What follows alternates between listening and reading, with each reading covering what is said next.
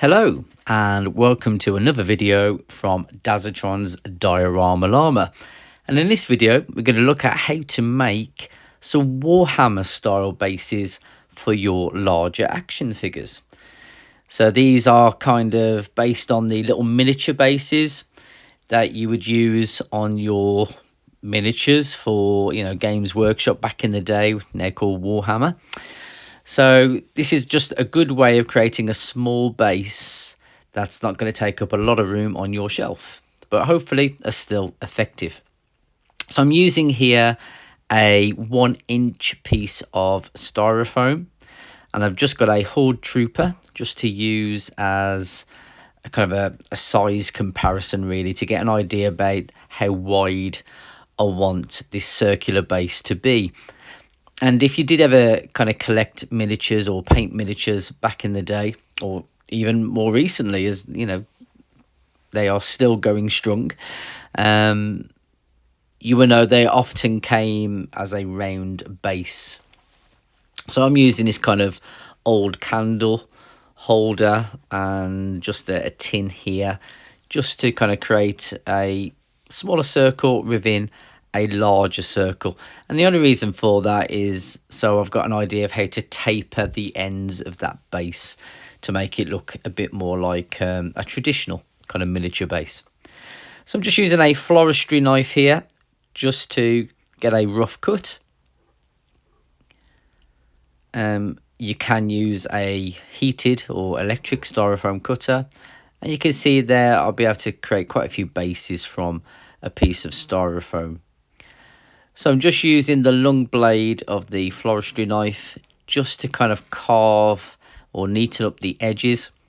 It's a bit like peeling an apple or potato, but you can just get a smoother edge.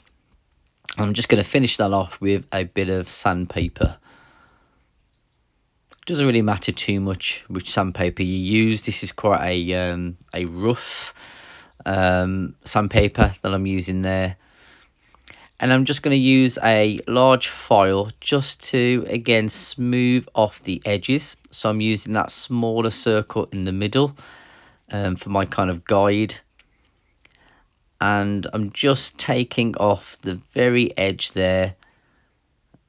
And as I get to that inner circle, that's when I know when to stop. And then hopefully I will get that kind of beveled edge that I'm looking for. So do take a bit of time on this.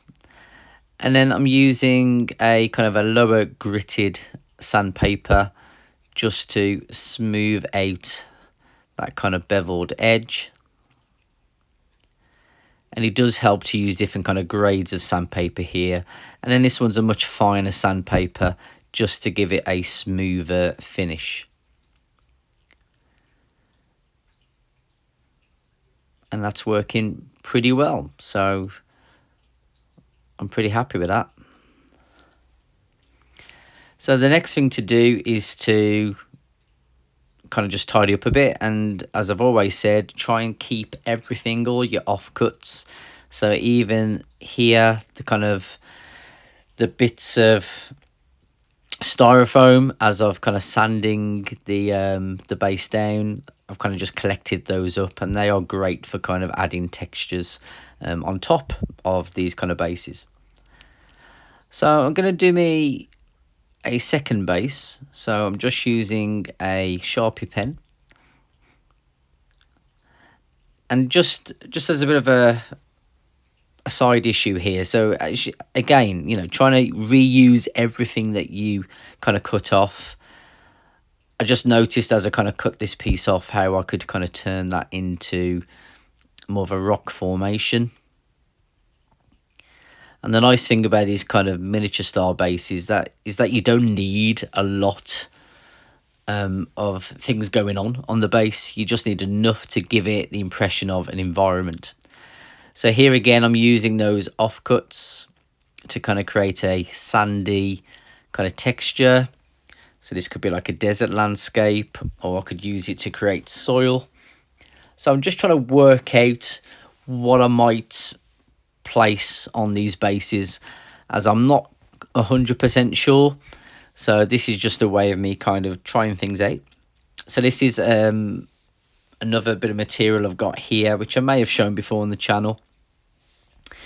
So this is from a place called Hobbycraft in the UK, and it's just a piece of sheet kind of rubber. I think it's another type of foam actually, and it's got this kind of decoration, if you like, or this texture on top, which I think kind of reminds me of kind of corrugated metal and things like that. So I've kind of spray painted it silver, and again, just a really simple way of kind of creating a base with very little work. So also in my kind of pile of offcuts, I had this piece which I was going to use on a earlier Masters of the Universe make. I was trying to kind of create these kind of weird rock formations or plants, and I wasn't too happy with it. But it's kind of the right shape to create some sort of log or branch that's kind of been broken off. So just take a bit of time just to kind of cut off the edges and just kind of round it all off so it looks a little bit more like it's fallen off a tree. And again, just using the floristry knife here, taking a bit of time, using the smaller kind of files just to kind of round off the edges. And the beauty of things like branches and trees is they don't have to be perfect. Same as rock formations, you want to see those kind of little details, those knocks and kind of crevices. So I wanted this to kind of look a little bit more like kind of like a twisted kind of branch. So I'm just using the file and kind of turning the styrofoam branch just to kind of create that impression of this kind of twisted formation. And I don't know if I'm going to use this on the actual base. This is me just playing really and experimenting. So just using the end of a brush here just to make a hole, again to add some more surface detail. And it's just a way of using all of your offcuts. And even if I don't use it today, I'm sure it would come in handy for something else. And finally, just to add a bit more detail, because this is a branch that's kind of broken off, a larger tree, I'm just using this kind of pointed tool just to kind of distress the end there. And so I've got a branch, I've got this kind of rock formation, and I've got these other small pieces which I can turn into kind of smaller rocks or stones. And even where you just kind of snap them off, you know, if you've got a larger piece and you snap it in half, even that would give you a nice kind of texture that you can use. So don't be too precious about these. So yeah, just kind of placing a few objects on the base. I don't want to overcrowd the base too much because obviously you need a figure to stand on there. And then also another idea would be to actually just use all the tiny kind of shavings that you get. So it almost looks like debris off a house or a building. If there's been an explosion, it might look like kind of floor or roof tiles. So you just, again, want to try to create an interesting texture. So when you place your figure on top, it just kind of situates it in some sort of environment. And as hopefully I've shown you here, you know, you can do that really easily without having to use lots of new pieces of styrofoam. So I'm still not fully sure yet what I want to do. As I've got a Horde Trooper, I was thinking of making some kind of Castle Grayskull floor tiles, and you'll have seen me kind of create previous dioramas based on Castle Grayskull, as it's just a really nice, easy make, and actually it's one of the most viewed videos that I have on my channel are my Castle Grayskull makes, so it doesn't hurt to do another one. So I've got this, again, another offcut, as you saw in that bag there from previous makes, and I keep all of them. So I just want to smooth out the edge. But as this one's already kind of cut into a rectangle, it's just nice and easy for me to make some floor tiles. Keeping hold of all the little shavings there. And so I'm just going to cut myself some squares. They don't have to be perfect, but you want them around about the same kind of size.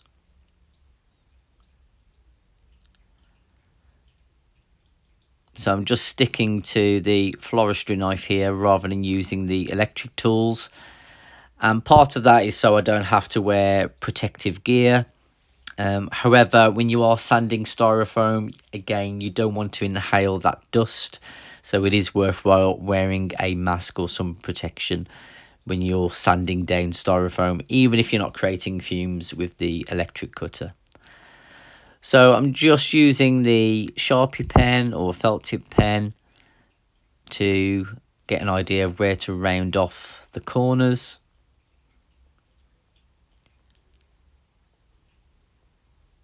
And I just want to add some little kind of slivers or really kind of small end to another tile, just so that the base doesn't look too kind of gappy.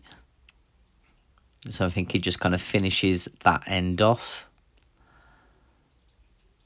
So I'm going to do the same to the other three sides, as you can see. And I could possibly add another one on the bottom there if I just kind of squeeze them together a little bit more. So I'm just using a finer grit sandpaper, and I just want to round off the edges of the tile just to kind of make them look like they're more worn, that they've been kind of down for, you know, decades or hundreds of years, and they've kind of been worn down. So I don't want them to be, you know, have pointed edges. So you can see the difference there between a unsanded tile and the sanded version. So I've done that to all of the tiles now, and it just kind of reminds you of those kind of old kind of cobbled streets.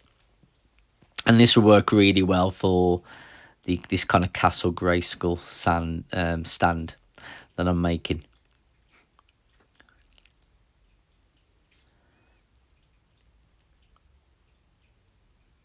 So just to finish off, I've just rolled up a piece of foil, just regular foil that you would use in the kitchen, and I'm just kind of pressing that into the top surface of each tile. And you can see that again just creates a really kind of natural, kind of distressed look, where you've got these kind of knocks and crevices again, as you know, these tiles have been worn down by years of people walking over them. So again, for my second base, I'm trying to figure out what to do. So I keep coming back to using the styrofoam dust. And all I would need to do with that would be to mix it with a bit of glue. I'd probably, I mean, you could put down a layer of glue and then sprinkle it over the top and do it that way, or you could actually mix the powder with glue and then kind of spread it on. It depends how thick you want that finish to be. And so I'm just trying out some of the kind of rock formations I made earlier and just pressing into those with the foil. So I'm still not 100% sure where I wanted to go. I did find this kind of this kind of wedge here of styrofoam, and I had thought in the past about creating like part or a corner of a building that kind of looks like it's been kind of bombed or destroyed. So I'm just using the floristry knife, and you'll notice here I haven't sharpened the knife first. I actually want that kind of really rough kind of look to this. I don't want it to be a smooth cut, because I want it to look like this kind of building's been damaged, and this is just kind of the remains that are left over.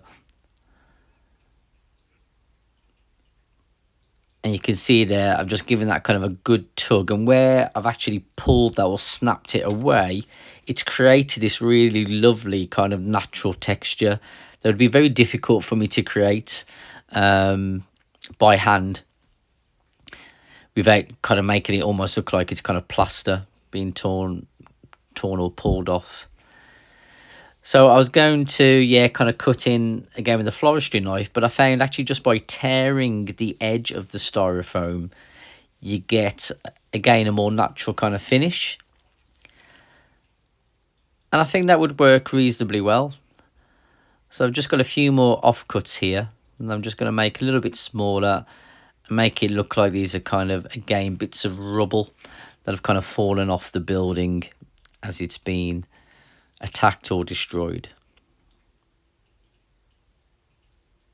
And again, just by tearing the styrofoam, you can see the textures that you're able to make. I mean, you could do it with sandpaper, you could do it with foil. Just putting in a little kind of groove there, just so you got somewhere to kind of snap the styrofoam and kind of guide where you're breaking it. I just think that works really well.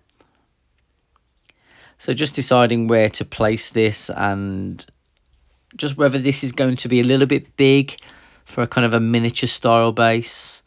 So I'm not too sure, yeah, whether I will use that.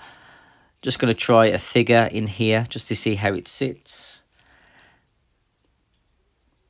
And actually, you know, it does work. But I think for today's tutorial, I want to keep it quite simple. And although that build there wasn't difficult to make at all, I don't want to take up too much of the base. So I do think I'll come back to something like that in a future make. But I think for this one, I'm going to try something different. So going back to the grey skull base, I've got some Gorilla grip glue.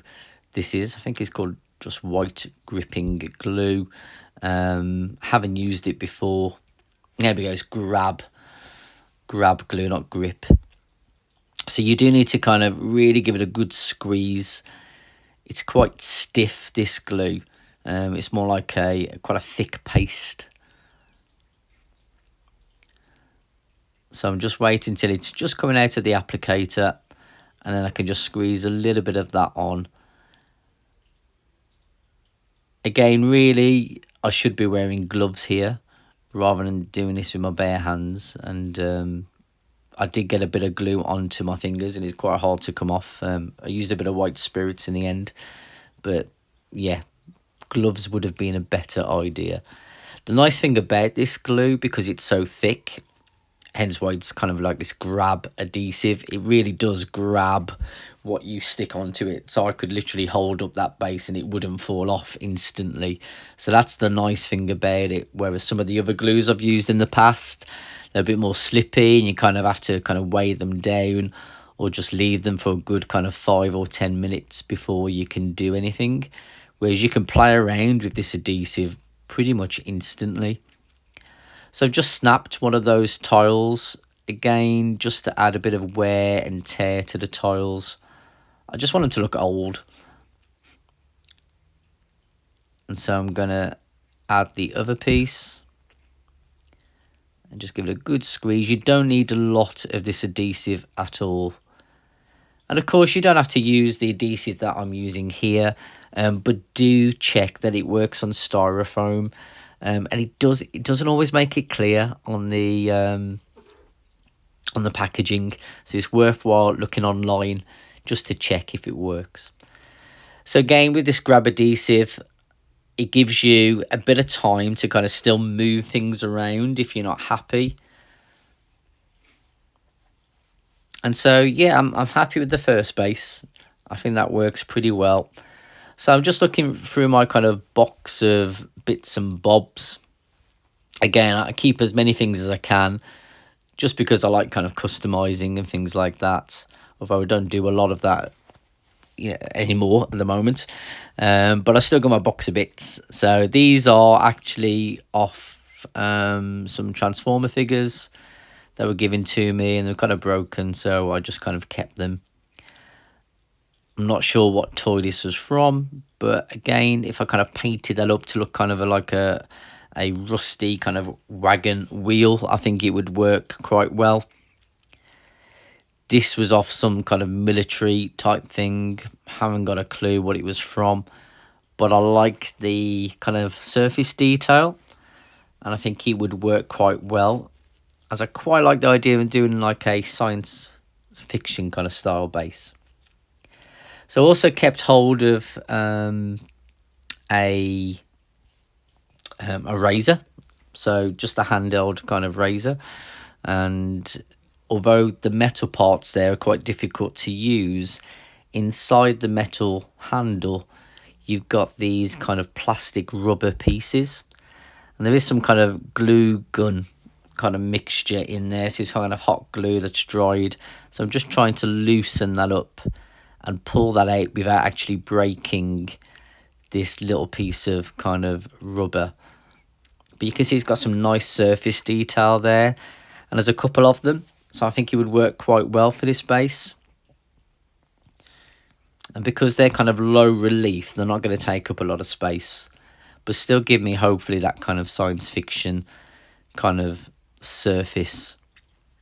So whether this would be some sort of kind of alien ship, or even just a futuristic kind of science fiction type vessel, this kind of works.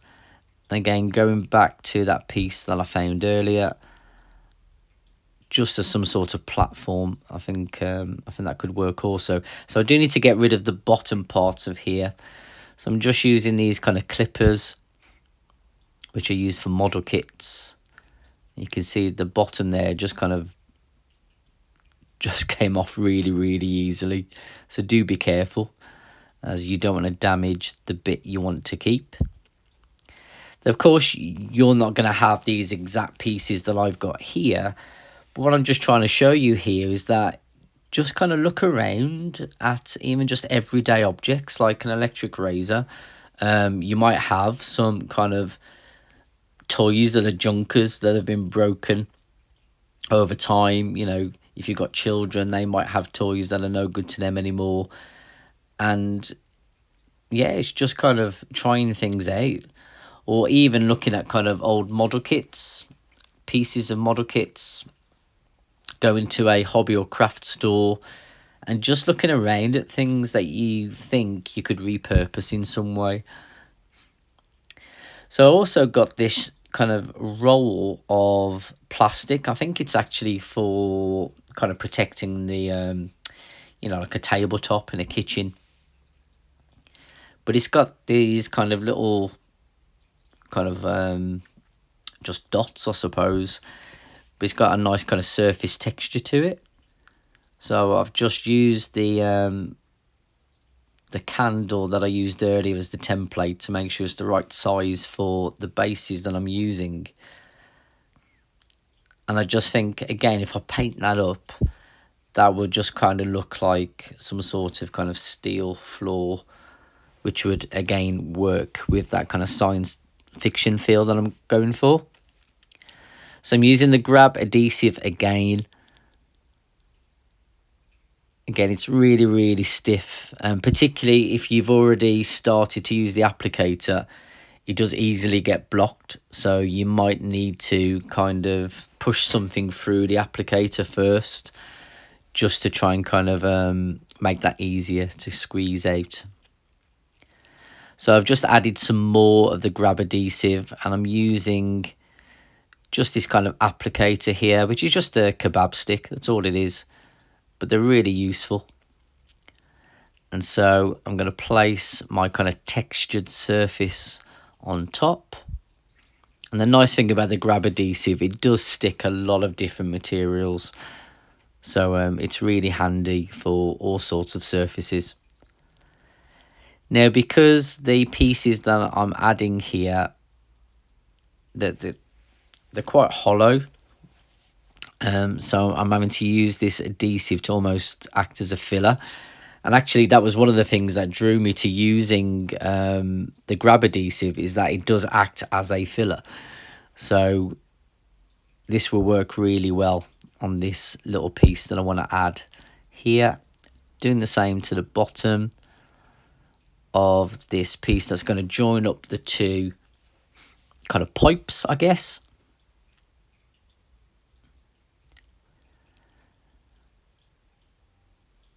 Now it has actually snapped that piece there, but I don't mind that crack. I think, again, it just adds to the wear and tear. So I've let that dry overnight, and I'm just using some of the Vallejo kind of model paints, and I've added a dark green colour to the Castle Grayskull base, and I've just added black using a bit of old black acrylic. It's only cheap stuff. The Vallejo paints are quite expensive, whereas you can just use regular kind of cheap acrylic paints, particularly for base coats. So I'm using silver in the Vallejo set. The nice thing about the Vallejo miniature paints is that they are already kind of more liquefied, so they tend to kind of go on much easier, and that's why they're great for miniatures, because they kind of go into all the kind of details. So it should work quite well for this. So I'm just using a flat brush here, just so that I can just kind of brush over the top of the surface texture. I don't want to go obviously into all of the detailed areas, as I want to keep some of that black showing, so that it really kind of highlights the texture. And that's the beauty of kind of dry brushing. If you watch any kind of YouTube videos on dry brushing or some of my earlier videos, you'll have seen me use this technique a lot of times. And I don't always do it properly. If you're doing dry brush properly, you should use a really old brush. You have to wipe off as much paint as you can and actually really kind of hammer it on. Just kind of really push it into all the kind of details. I tend to add a little bit more paint to just drag lightly over the surface, mainly because I haven't got the patience to keep wiping the brush. So I just did that a few times, just adding 2 or 3 layers. So this is my 3rd layer now, and I'm using a little bit more paint, as I want some of the surfaces or some of the parts of this base to look less worn, so a little bit more shiny. I think it just adds a bit of variety really to the surface kind of decoration. And again, I'm still just trying to pick up all of those kind of accents and details within the other parts.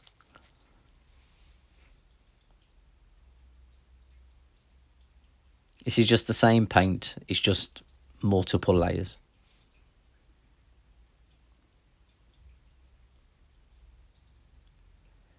It is worthwhile always starting lightly and then pressing heavier as you kind of move along.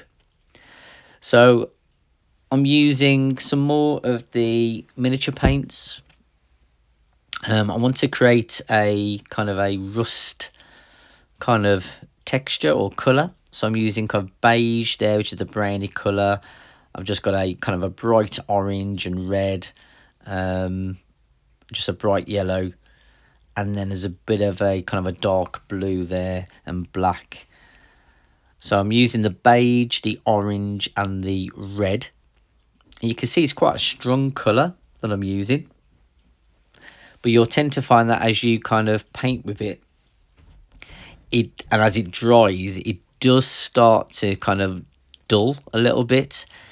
So it will start off looking quite strong, but it will kind of blend in a little bit more, particularly as you work over the top.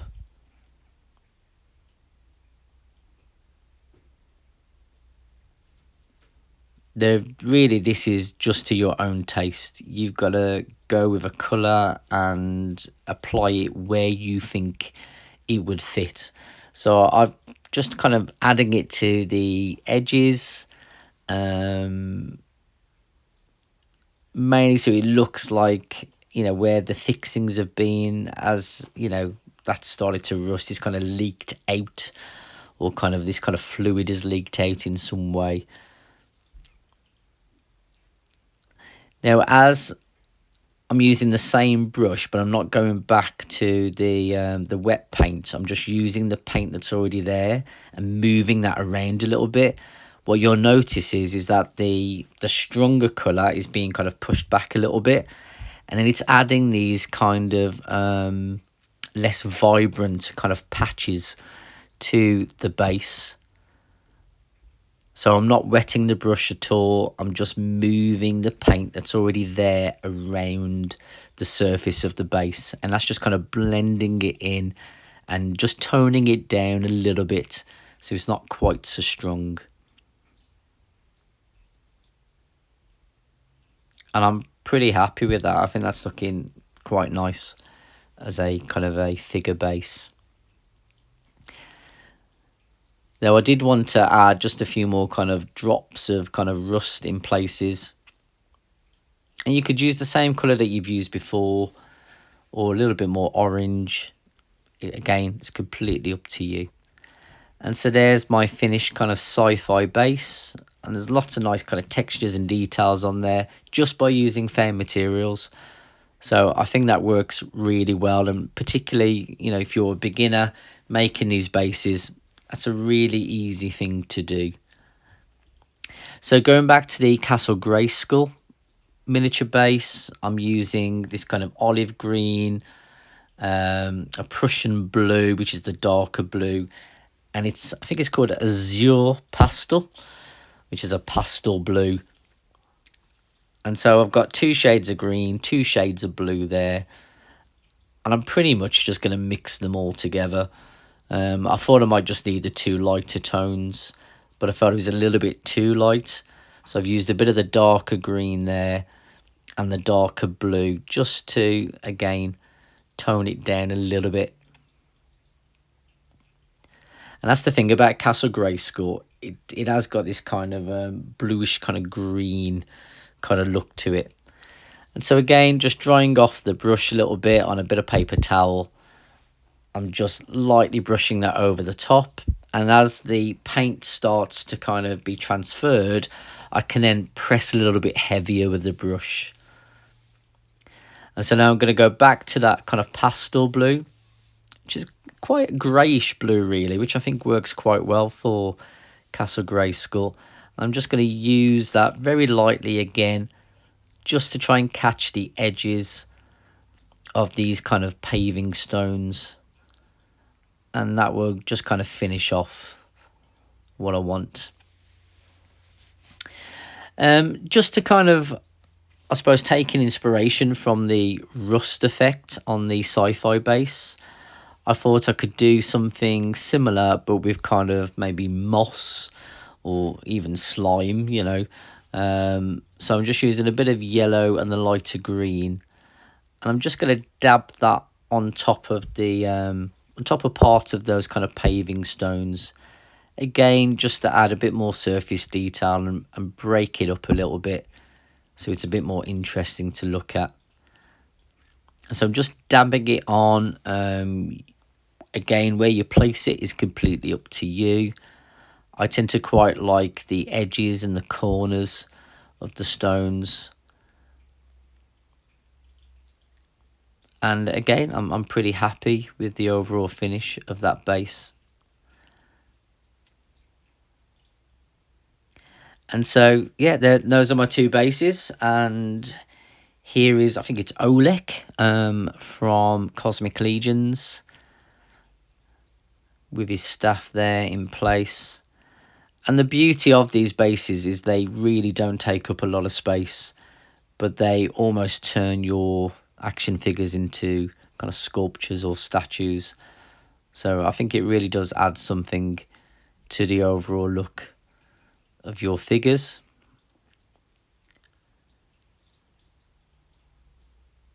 And again, you can use whatever figure you think suits the type of base that you make. So I've got a 3-0 Bumblebee here, who you've seen me use before. And I think he works well with this base because he's got a lot of surface detail on his body anyway. As do the Cosmic Legions, you know, I think that's why they work quite well on these. So it works for different scale figures. And then there is my finished Castle Grayskull base. And then I'm just going to put my Horde Trooper on there and see how he looks. So I hope I've given you some ideas for your own bases. This is a really easy one to start off with. If you've never tried this before, please like and subscribe. Please leave a comment. I do love to hear from you and get your thoughts and opinions on these bases or ideas for the future. And please have a go. Don't be, put off by this. Have a go, make it happen.